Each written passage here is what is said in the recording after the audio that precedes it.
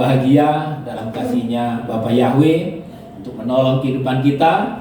Jikalau hari ini kita masih bisa beribadah, ya, di hari Sabat ini kita sangat bersyukur, dan biarlah Bapa Yahweh terus memberikan pertolongan, pembelaannya di dalam kehidupan kita. Ya, kita akan melanjutkan firman Tuhan kita, ya, di mana di Sabat yang lalu, ya, kita sudah merenungkan firman Tuhan bahwa kemah suci ini ada di bagian timur, ya, sehingga bagian timur ini di mana matahari terbit itu mengandung suatu pengertian di mana Yahweh itu ada, di mana Tuhan itu ada. Artinya orang yang percaya kepada Tuhan Yesus Masiah, kita senantiasa ingat bahwa Bapa Yahweh itu ada di mana kita berada. Ya, jadi ingat saudara, di jalan, di kamar, di dalam persoalan hidup kita, Bapa Yahweh itu ada. Ingat selalu. Itu yang membuat kita nanti kuat dalam menghadapi persoalan, dan kita pasti mendapatkan jalan keluar. Ya, sebab di sini saudara yang kita bahas minggu yang lalu, Abraham dengan Lot itu berpisah.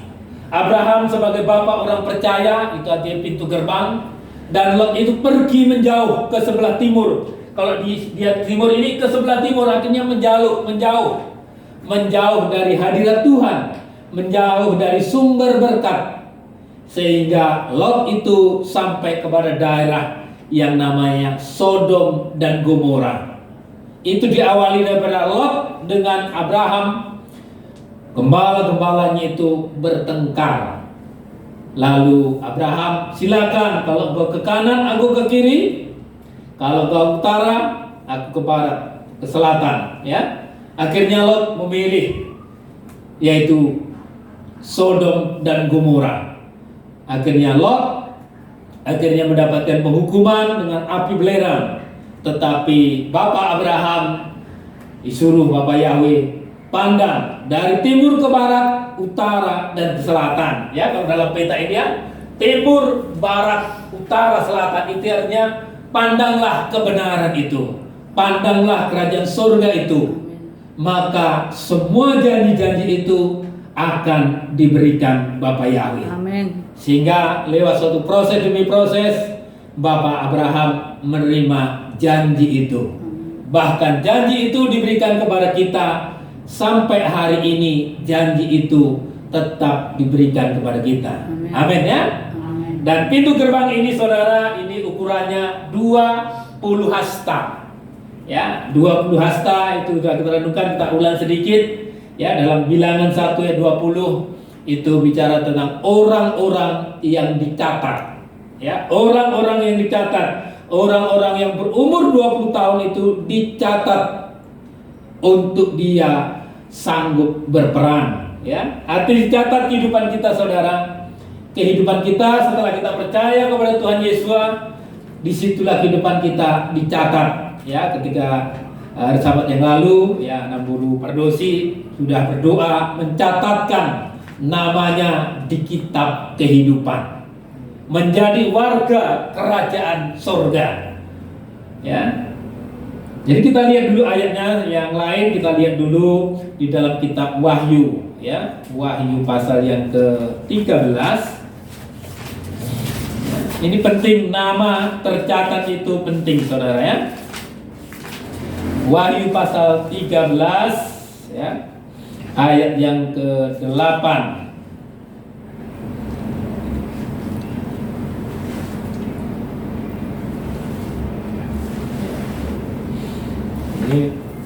Dan semua orang yang diam di bumi, di atas bumi akan menyembahnya, yaitu setiap orang yang namanya tidak tertulis sejak dunia dijadikan dalam kitab kehidupan dari anak domba yang telah disembelih. Ya, ini artinya orang-orang yang namanya tidak tercatat di dalam kitab kehidupan itu nanti akan menjadi anti Hamasiah. Tetapi orang-orang yang namanya tercatat itu akan terlepas, terbebas, ya. Mereka tidak menyembah, ya. karena namanya sudah dicatat, yaitu judulnya binatang yang keluar dari dalam laut. Itu bicara tentang yaitu anti Hamasiah. Ya, kalau dulu dibilang antikris, tetapi kita sekarang ini anti Hamasiah. Ya, namanya yang tidak tertulis, maka dia bisa terlepas, terbebas, sehingga kita tidak terikat lagi kepada setan, tetapi kita terikat kepada kerajaan surga. Ya, jadi banyak ayat-ayat itu. Salah satunya lagi kita lihat dulu di dalam Wahyu pasal 21 ayat 27. Ya, tentang nama ini perlu tertulis, ya, tertulis di dalam kitab kehidupan, ya, kitab kehidupan. Ya. Kita baca lagi pasal Wahyu 21 ayat 27.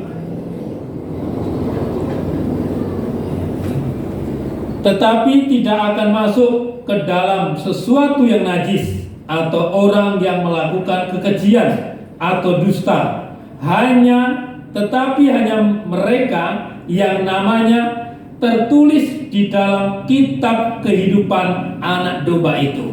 Artinya orang-orang yang mau masuk dalam kebenaran dalam kerajaan surga itu hanya orang-orang yang namanya tertulis. Amin. Ya, makanya di situ tidak akan masuk ke dalamnya sesuatu yang najis.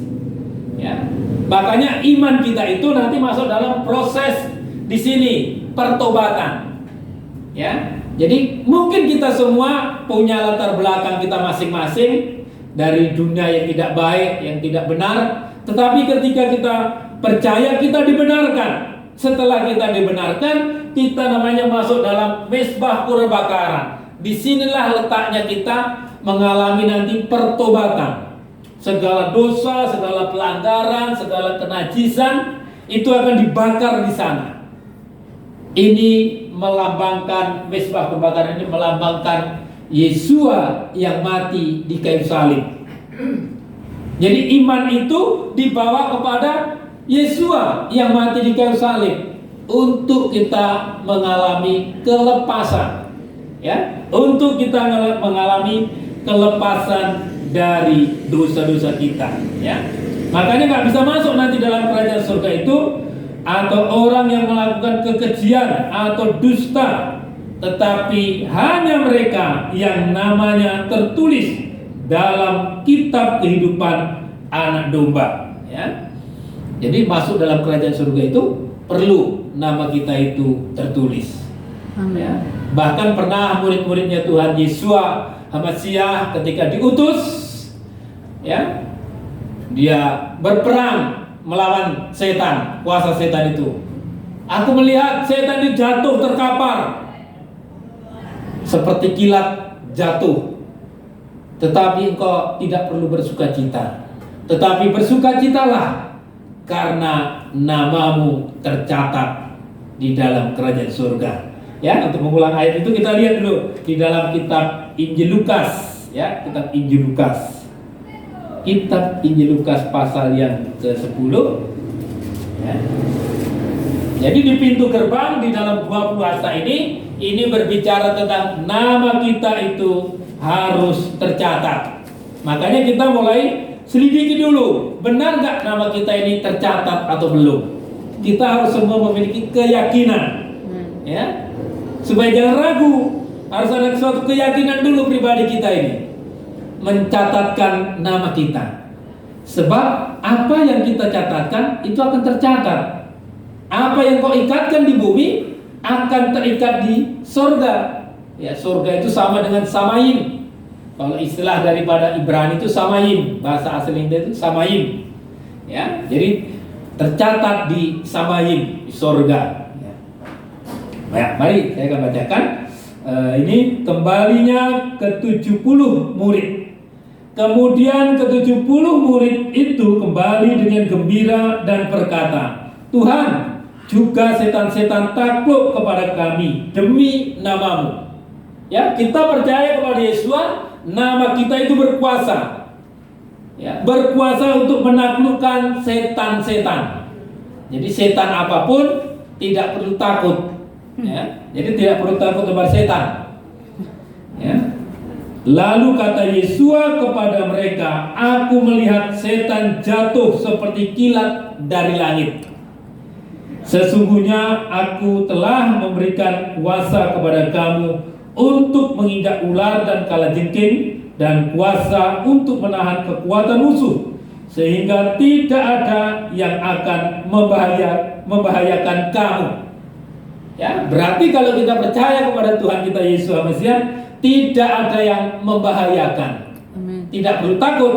Tapi ayat 20, namun demikian janganlah bersukacita karena roh-roh itu takluk kepadamu, tetapi bersukacitalah karena namamu ada terdaftar di surga, terdaftar di Samain. Jadi nama terdaftar ini sangat penting. Itu penting di pintu gerbang ini, saudara. Iman kita ini, ya, terdaftar dulu nama kita. Itu kita yakinkan dulu nama kita ini terdaftar, tertulis. Ya, seperti sebentar lagi kita mau pemilu. Nama kita ini sudah terdaftar nggak di kartu pendaftaran pemilu itu? Kalau nggak terdaftar, kita tidak bisa masuk memilih. Tetapi kalau sudah terdaftar di DPT-nya, kita bisa masuk. Jadi kepada surga juga, kepada Samain juga mendaftarkan diri, menuliskan nama kita di kitab kehidupan. Ya, itu hanya sekedar mengulang pelajaran kita di Sabat yang lalu. Jadi mungkin masih ada yang ragu-ragu hari ini, namanya belum tercatat, boleh kita nanti minta, ya, namanya dicatatkan supaya dimetre. Ya kan? Nama dicatat, nanti ada nama itu dikasih metre. Metrenya adalah Tuhan mengenal siapa miliknya. Ya, dimetrekan nanti Tuhan itu mengenal siapa miliknya. Ya, kalau kita dikenal bahwa kita miliknya, dimanapun juga kita akan mendapatkan penjagaan, perlindungan, ya. Ya, jadi untuk melanjutkan bahwa pintu gerbang ini, saudara, ya, di pintu gerbang ini, ya, artinya kita mengenal, percaya, dan menerima Yesus Mesias sebagai Tuhan dan Juru Selamat. Ya, jadi sebagai Tuhan dan Juru Selamat, mengenal. Ya, kadang pengenalan kita masih kurang. Mungkin sudah mengenal tapi belum paham betul. Ya kan? Kalau kita mengenal, kita percaya, kita menerima, apanya yang kita terima? Ya kan? Apanya yang kita terima dari Tuhan? Apanya yang kita kenal dari Tuhan? Apanya yang kita percayai dari Tuhan? Ya? Jadi perlu kita percaya dan mengenal. Ya, sekarang yang pertama, saudara, kita mengenal itu tugas pokoknya. Tugas pokoknya Tuhan Yesus. Apa tugas pokoknya di muka bumi ini? Tugas pokoknya adalah menyelamatkan umatnya dari dosa dengan jalan menjadi korban pendamaian di atas kayu salib. Jadi kita percaya kepada Yesus, kita harus tahu dulu tugas pokoknya, menyelamatkan. Ya, tugas pokoknya adalah menyelamatkan kita, saudara. Jadi kita yang percaya itu, kita juga memiliki pengertian, oh berarti kita ini juga punya tugas. Setelah kita menyelamatkan, kita juga punya tugas untuk menyelamatkan orang lain. Amin. Ya kan? Kita sudah selamat, ya, tetapi kita juga punya tugas, karena tugas itu juga akan diberikan kepada kita.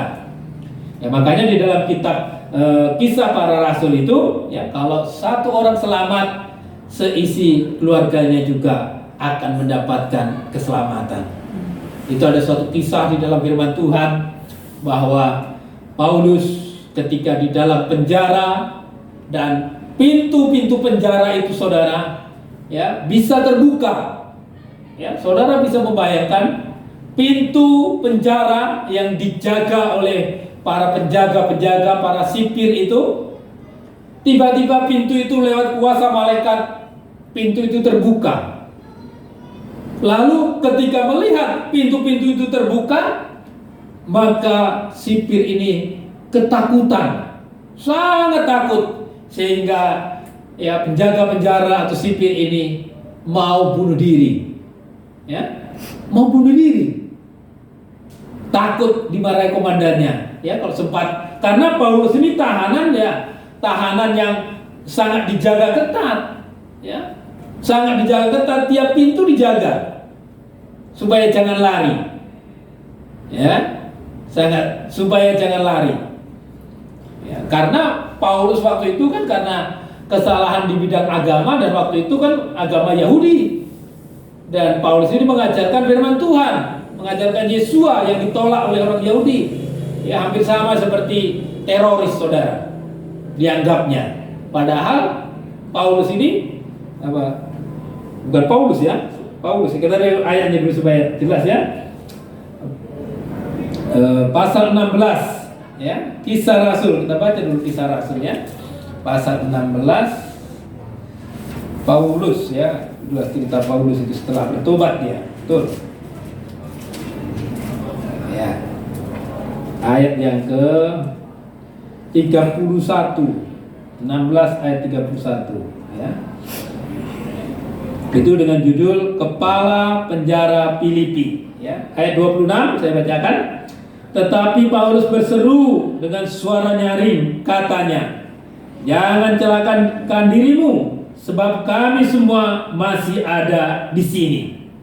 Ya, kepala penjara itu sudah mau mencelakai dirinya, mau bunuh diri karena dia merasa gagal dalam tugasnya.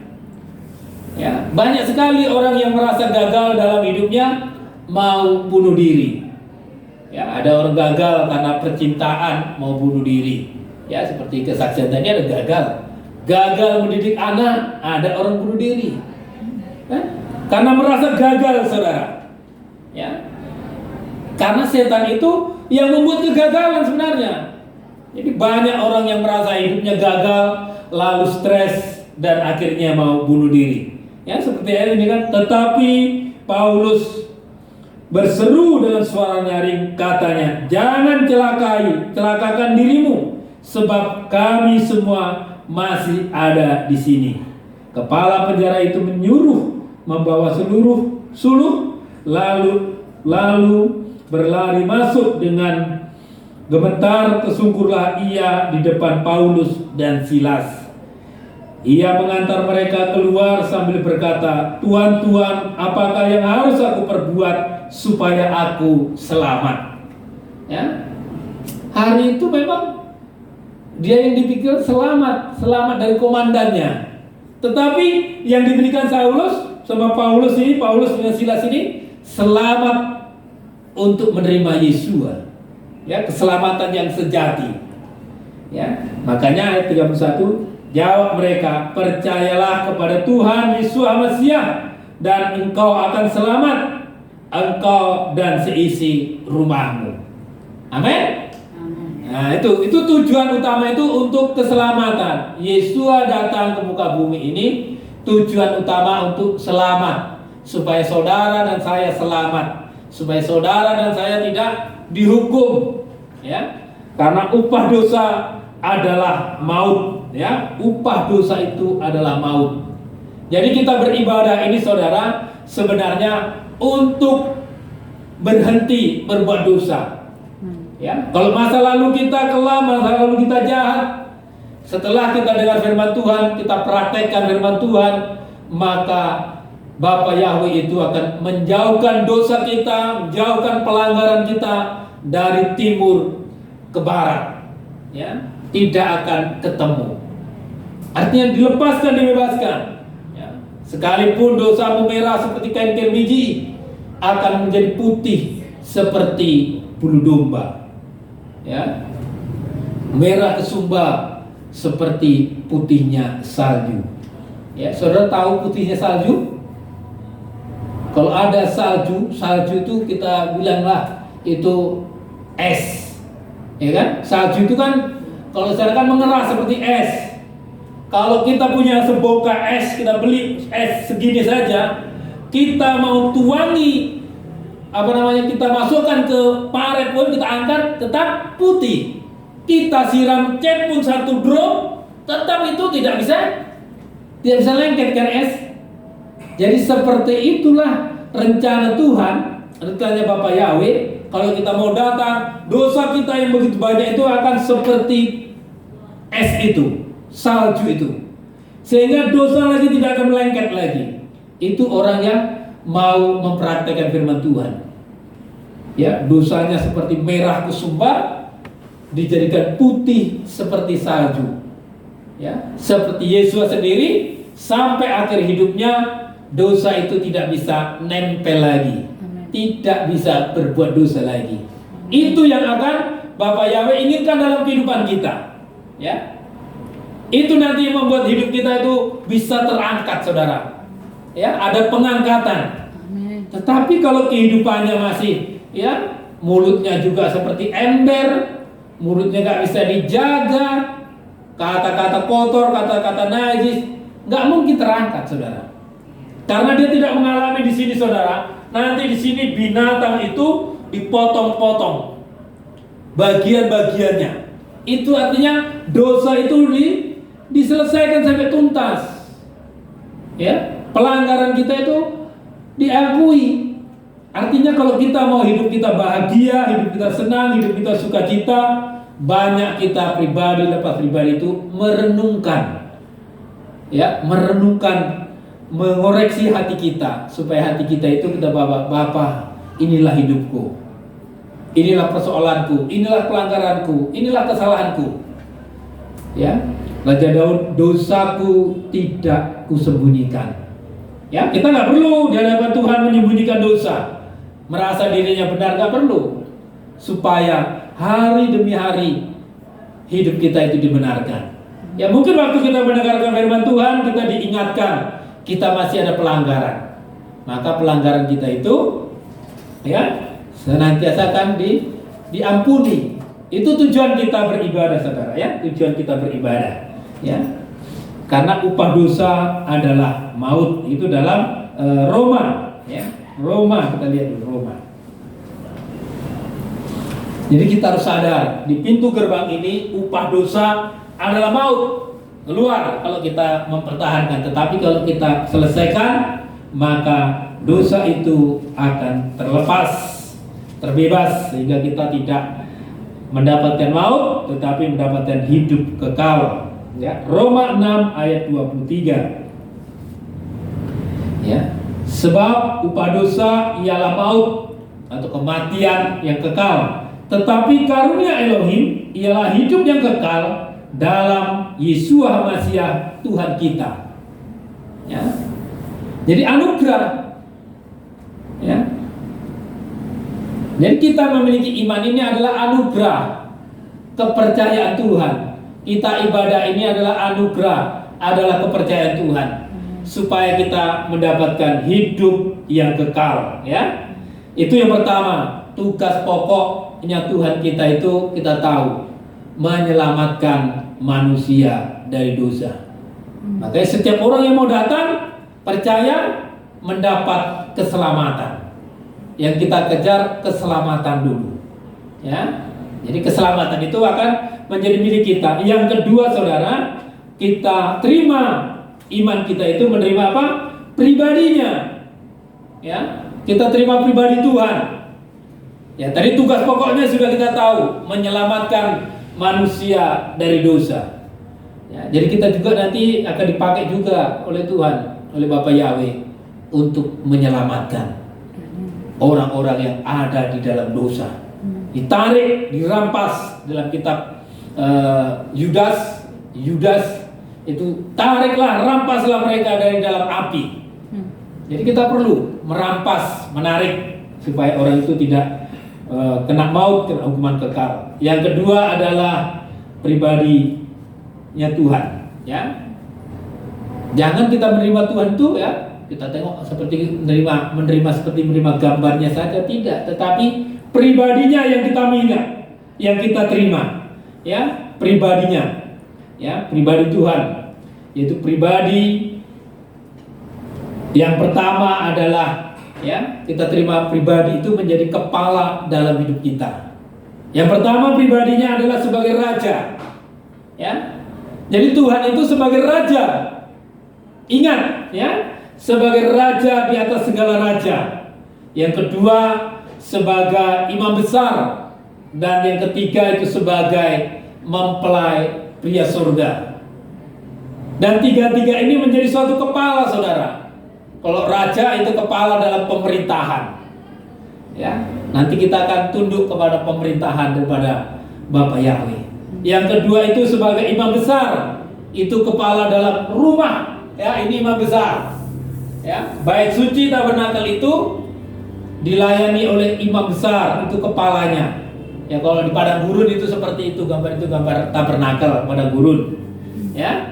Itu dulu bangsa Israel ketika berjalan di tanah di padang gurun itu, itulah ibadahnya dengan tabernakel. Dan tabernakel itu terus berjalan sampai zamannya Yesua ada tabernakel. Dan tabernakel itu pernah dibangun di zamannya Salomo, ya, menjadi tempat kediaman yang permanen. Ya. Jadi pribadi, ya. Yang ketiga tadi mempelai pria surga, itu artinya kepala dalam rumah tangga. Artinya kalau kita terima Yesus Hamasiah itu, kita menerima Yesus itu sebagai kepala, sebagai pemimpin dalam hidup kita. Amin. Jadi kita mau menerima Tuhan itu, hidup kita mau dipimpin, ya, dalam pemerintahan daripada kerajaan surga itu dipimpin, dalam ibadah mendapatkan pimpinan, dalam rumah tangga juga mendapatkan pimpinan Tuhan. Itu artinya orang yang menerima Tuhan Yesua dengan benar, ya. Yang ketiga itu berbicara tentang aktivitasnya, kegiatannya Tuhan dalam hidup kita ini. Ya, kegiatannya adalah memberitakan, mengajar, menyembuhkan, membuat banyak mujizat. Itu artinya aktivitasnya, kegiatannya. Jadi kalau kita menerima Tuhan kita Yesus Masiah itu, kita terima ketiga hal ini, saudara, sehingga kita diajar, kita diberikan mujizat, diberikan kesembuhan, diberikan pertolongan. Itu artinya kita mau dipimpin tadi. Setelah dipimpin kita aktivitasnya, kegiatannya. Jadi itulah perhatian Bapa Yahweh kepada kita, perhatian Tuhan kepada kita. Kita diajar supaya kita mengerti firman. Ya, kita diajar, kita diberikan mujizat, diberikan banyak perkara-perkara yang ajaib yang daripada Tuhan.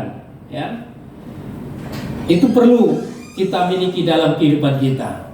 Ya, jadi diterima tugas pokoknya, pribadinya, dan aktivitasnya. Ya, kegiatan Tuhan dalam hidup kita itu mengajar kehidupan kita.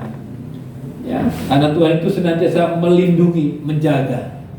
Kalau kita melihat perjalanannya, aktivitasnya Tuhan, ketika ada 5.000 orang lapar mengikut Dia, diberikan makanan. Ketika ada yang sakit, ada yang menderita, ya, dengan memegang ini jubahnya pun, orang yang pendarahan itu sudah 12 tahun ditolongnya, yang buta ditolongnya. Ya. Artinya aktivitasnya itu kita pegang, kita miliki dalam kehidupan kita, supaya kita mendapatkan pertolongan Tuhan dengan sepenuhnya. Ya, iman kita tidak boleh goyah, iman kita tidak boleh diobang-ambingkan oleh keadaan dunia ini. Ya, kita lihat dulu dalam Matius pasal 4.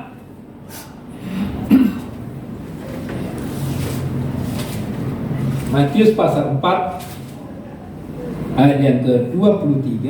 Nah ini, Yesua mengajar dan menyembuhkan banyak orang. Ya, Yesua pun berkeliling di seluruh Galilea. Ia mengajar dalam rumah-rumah ibadat dan memberitakan Injil kerajaan Elohim, serta menyelanyapkan segala penyakit dan kelemahan di antara bangsa itu.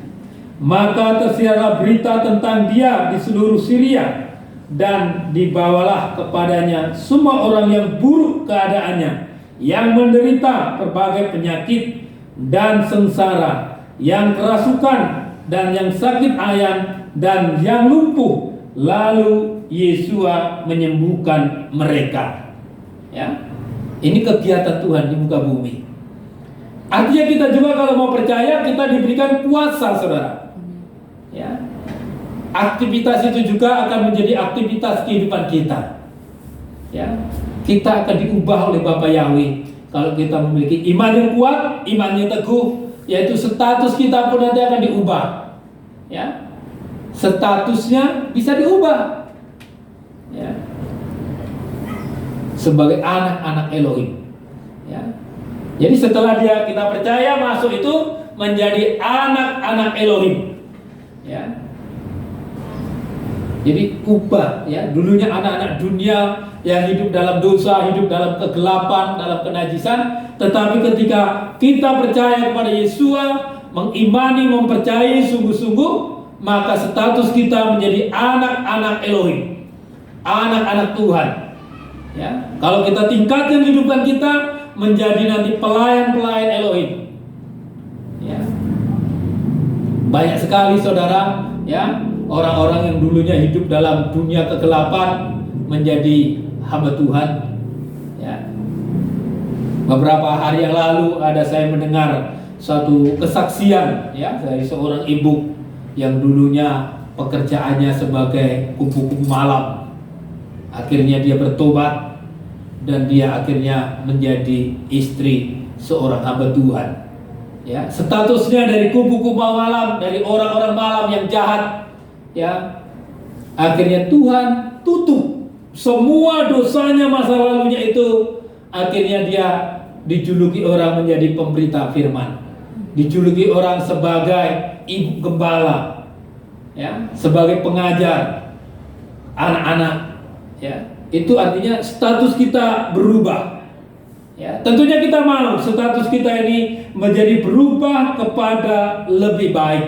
Amin. Ya. Memang dulunya Yesus ini ketika masih disebut tukang kayu, ya kan? Karena dia anaknya tukang kayu. Ya, sebenarnya bukan tukang kayu, saudara, tukang batu. Karena di Israel sana yang dikerjakan banyak batu, saudara. Kayu susah kan? Ya. Kalau kita melihat bangunan itu hampir batu-batu itu disusun. Ya. Ya, tukang, tapi karena diterjemahkan di Indonesia ini, di kita ini menjadi tukang kayu. Karena di sini jarang tukang batu. Karena kalau sana tukang batu, tukang bangunan, kan gitu. Kalau di Israel sana tukang itu tukang batu. Batu itu dibelah, itulah menjadi susun-susun menjadi rumah. Makanya tembok ratapan itu kan bongkahan batu-batu besar memahati itu. Tetapi ketika Yesua mulai masuk di dalam pelayanan, ya, dia menjadi seorang guru, seorang pengajar, seorang pemberita firman. Ya, tentunya kita mau juga, saudara, status kita berubah. Ya, statusnya dulu Parbada menjadi Ramah, kan gitu. Kan gitu, statusnya dulu Parjamir, kan gitu. Status kita kan kita rubah, saudara. Kalau ikut Tuhan ini statusnya menjadi status yang bagus. Jangan menjadi status yang buruk lagi kita miliki. Orang pun akan heran. Kalau dulu ini jingarnya kan gitu. Tetapi setelah dia ikut Bapak Yahweh ini lembut hatinya. Amin. Mau dimaki, mau dihina, diem aja, dia nggak masalah dia. Amin. Ya kan? Karena kalau kita mengacu kepada Yohanes itu, darah dan daging tidak dapat warisan dalam kerajaan Elohim. Kalau daging kita, darah kita ini dimaki orang, kan sebenarnya hati kita yang panas. Tetapi kalau hati itu sudah disalut dengan darahnya Yesus Masih, hatinya menjadi lembut. Akhirnya yang kita pikirkan, tidak tahu apa yang mereka perbuat. Mereka sedang dipakai setan. Maka tugasku adalah untuk melepaskan orang-orang ini yang sedang dirasuk setan, dikuasai kemarahan. Ya, jadi penting seperti itu. Status kita bisa diubah. Ya, diubah, saudara. Itu dalam perjalanan kehidupan kita itu hari demi hari kita akan diubahkan. Ya, karena kita mendengarkan firman Tuhan ini, saudara, jangan sampai iman kita itu mati atau tidak bertumbuh. Ya kan? Karena banyak sekali orang yang mendengarkan firman Tuhan, ya, ada par hari Minggu, par hari Kamis, par hari Selasa, ada kaum ibu, kaum bapak, semua ibadah dilakukan. Tetapi kalau firman itu tidak hidup, tidak dikerjakan, firman itu menjadi mati, saudara. Iman itu tidak membawa pertobatan. Firman yang kita dengar itu maunya membawa pertobatan, membawa kesucian. Makanya ruangan ini ruangan apa namanya? Pelataran kebenaran. Ini ruangan suci, penyucian. Di sini ruangan maha suci, kesempurnaan. Artinya firman Tuhan yang kita dengar itu harus membawa hidup kita itu benar, hidup kita suci, sampai hidup kita itu sempurna. Ya, kan? Sampai sempurna, saudara. Jadi biarlah firman Tuhan yang kita dengar itu membawa kita mengalami pertobatan. Itu iman yang kuat, iman yang kokoh, saudara. Kalau nggak sampai kepada pertobatan, nggak sampai kepada praktek, itu sama dengan firman itu baru jatuh di pinggir jalan, diambil burung. Ya kan? Itu artinya orang mendengarkan firman Tuhan asik, pikirannya melayang-layang. Orang dengar firman Tuhan, ya, asik pikirannya yang aneh-aneh. Ya, kadang ada juga gitu. Bukan membaca firman Tuhan, buka HP-nya, nengok TikTok. Ya. Anak-anak muda sering begitu. Ini orang-orang tua gak ada HP-nya, anak-anak muda sering gitu. Main game. Dengar firman Tuhan main game. Aduh, ini gak akan tumbuh ini. Ya kan? Baru ditaburkan langsung dipatok setan. Akhirnya dia pulang, gak ada artinya. Ibadah gak ada artinya. Sama doang. Ya. Yang kedua ditaburkan di tanah yang berbatu-batu. Kan gitu. Firman didengar gini, tapi hatinya keras. Pandai-pandainya pendeta ini ngomong, dosaku dikut-ukit katanya. Padahal Tuhan itu kan kepingin kalau dinyatakan dosanya itu supaya bertobat, supaya ada damai, supaya sukacitanya. Tetapi tersinggung. Itu namanya ditaburkan di tanah yang berbatu-batu. Orang yang tersinggung mendengarkan firman Tuhan, orang yang tersinggung dosanya dibukakan, itu namanya mendengarkan firman seperti tanah yang berbatu-batu. Nah gitu. Ada ditaburkan ke tumbuh, tetapi ada semak duri. Nah, ini orang yang khawatir. Semak duri kan khawatir. Ya, tumbuh imannya, senang, sukacita mendengarkan firman Tuhan, tetapi ketika ada aniaya, dia khawatir. Ya, khawatir. Hidupnya dipenuhi dengan kekhawatiran. Oh, nanti kalau aku ibadah di tempat yang kecil ini, siapa yang nanti kalau mati menguburkan aku? Nah, mau kayak gitu ada. Khawatir, saudara. Ya, nanti kalau aku di tempat yang sedikit, kawanku sedikit. Enggak begitu, saudara. Tuhan itu kalau imannya kuat, maju terus. Apapun yang terjadi, Tuhan akan berkarya dengan luar biasa. Amen. Nah gitu. Ya, tetapi kalau benih itu di tanah yang subur, hati yang lembut, tertanam dalam hati kita firman itu, bekerja dalam kehidupan kita itu, menghasilkan buah-buah kebenaran, menghasilkan pertobatan. Itu yang Tuhan inginkan. Sehingga firman itu bekerja dengan baik dan kita akan mendapatkan perlindungan yang sempurna, mendapatkan tuntunan dari Tuhan. Ya, itu tujuannya. Ya, firman Tuhan itu, saudara ya.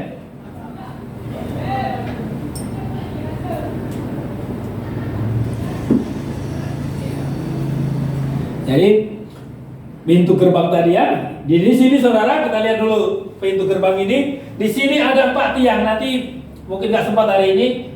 Ada tiangnya 4, 1, 2, 3, 4. Ini ada 3 jalan, saudara. Ada 3 lubang untuk masuk, ya kan?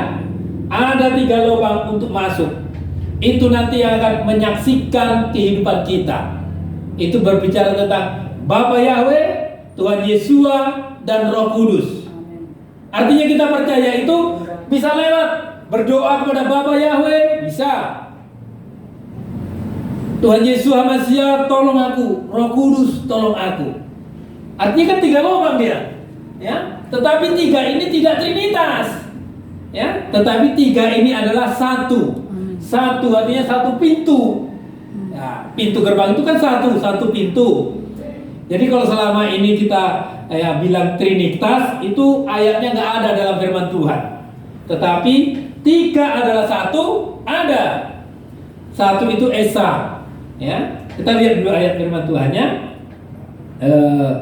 dalam kitab 1 Yohanes, ya, 1 Yohanes pasal 5. Ya, Tuhan kita itu maha kuasa, saudara. Jadi Tuhan itu bukan tiga saja, Tuhan itu bisa banyak. Bapa Yahweh itu wujudnya bisa banyak, saudara. Ya, kadang dia guru, ya?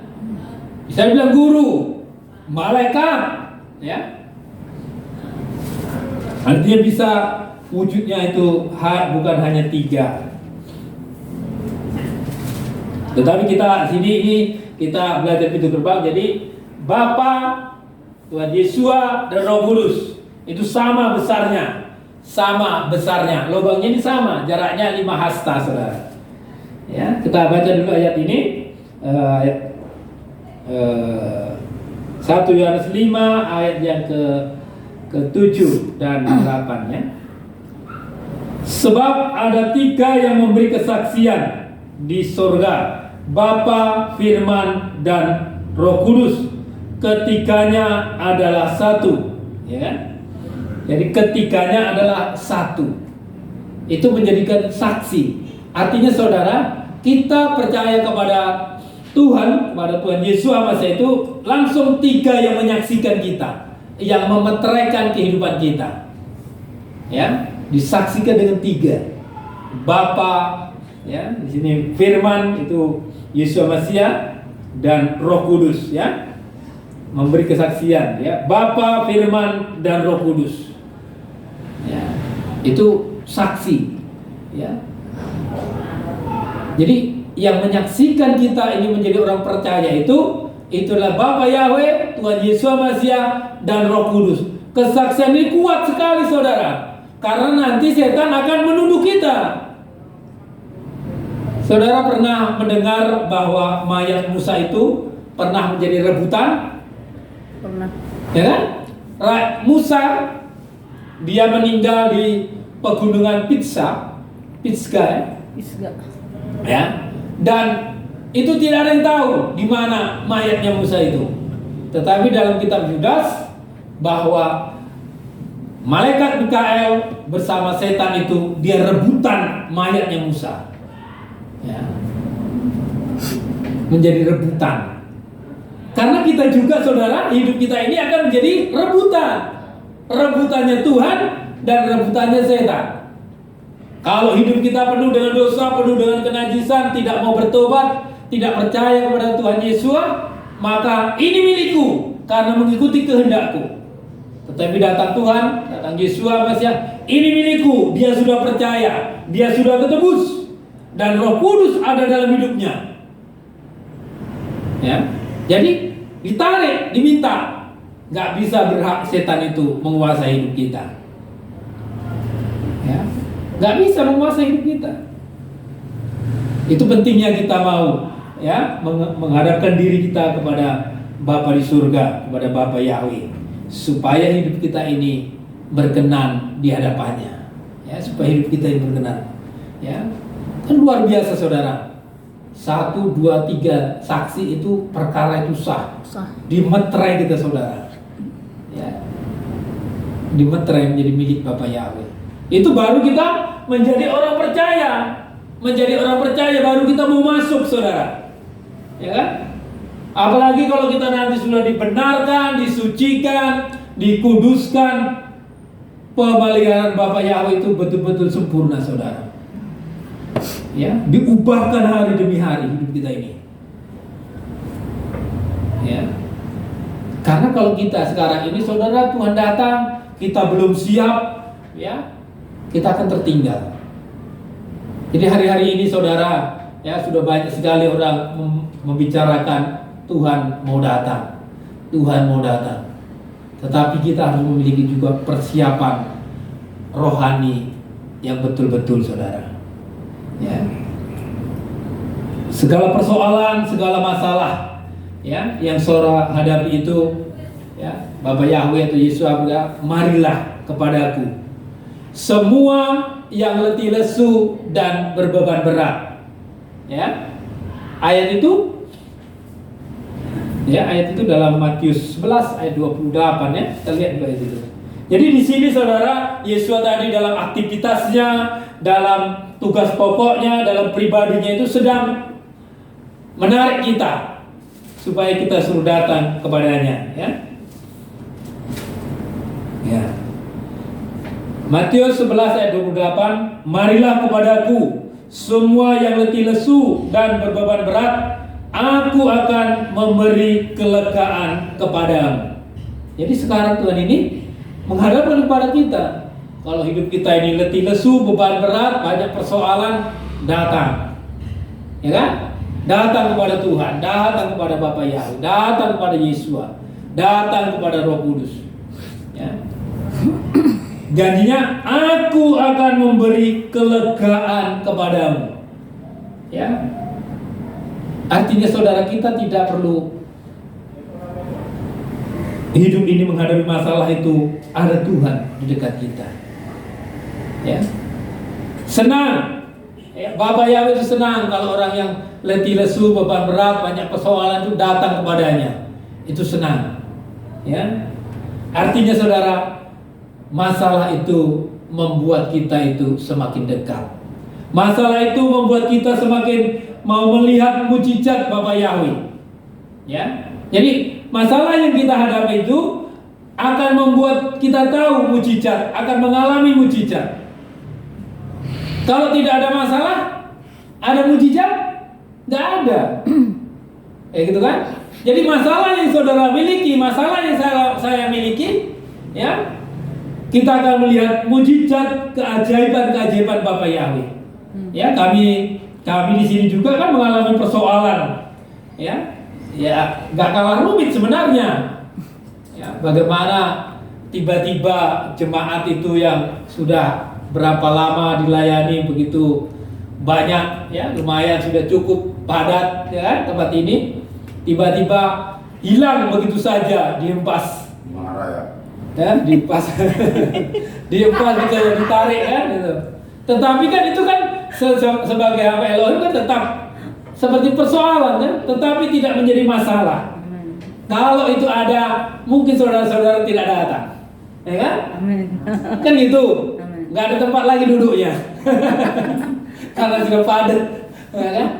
Tetapi justru karena itu dipindah, saudara dan kita bisa bertemu, bisa berjumpa.